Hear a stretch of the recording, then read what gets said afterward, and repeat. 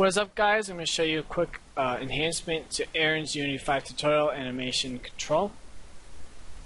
What this will do is loop between these 4 idle animations continuously and randomly, and you only need to click the button once instead of what he showed us with our damage animation. So you'll have to keep clicking this mouse 0 to get a different animation. For these 4, you only need to click it once, as I said.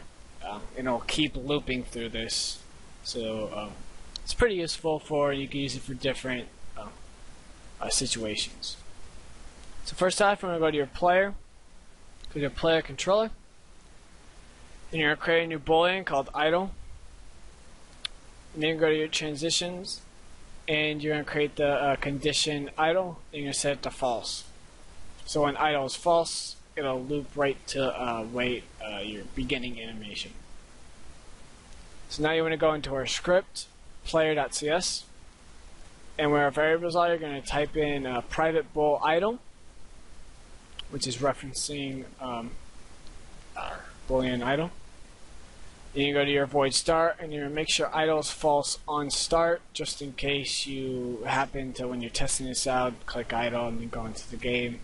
It'll cause some problems, but nothing major. Just make sure it's false. Then we're going to go to our void update function, and this will look a little bit different than yours, but it's pretty easy. We're going to use the same if statement. So you're going to create an if statement called if input.getKeyDown1. You're going to set the boolean idle to true. Self-explanatory. It's going to set that to true, and then it's going to call idle animations function, which is right here. Now I know this looks kind of confusing, but it's the same thing of our mouse button down. It's going to call a random number between 0 and 2, and it's going to pick these randomly, basically. What mine is basically that on steroids, because it calls for 2 requirements instead of 1, of course. So idle has to be true, and the number has to be 0 to play animation 01 and to call this function. And what this is down here is yield idle 01, is that it's yielding for 6 seconds before looping right back to idle animations and calling a different animation.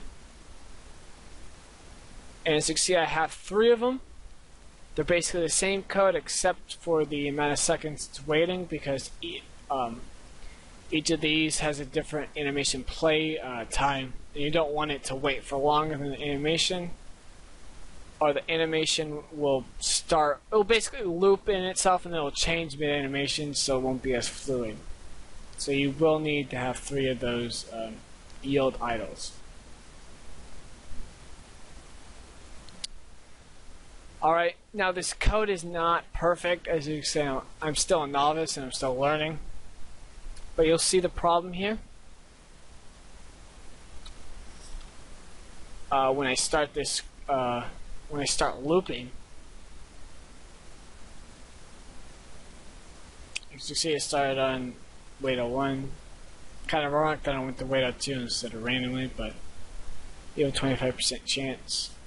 See, I don't have to click anything, and it'll randomly keep looping, and it will wait for the animation to finish. So you can see when I click 2, idle is now false. It goes to wait. I'll wait for it. There we go. As you can see in our console, it's still looping through this. Right here. It's still looping, but since idle is false, it will not play any of these animations, but it's still trying to. It's like forcing it to play this, even when I wanted it to return. Even though I'm not returning anything, I'm still returning because none of these meet their criteria. And I wanted it to return back to update, but I guess since you can't really return to update, it's not really working out pleasantly, I guess you could say. Because it does interrupt your animations that are already in progress, which is still a problem. As you can see, it interrupted my run. It's not perfect, but I'm still working on it, and if you guys have any solutions, post it in the comments so we can share it with everyone, as is why I made this video.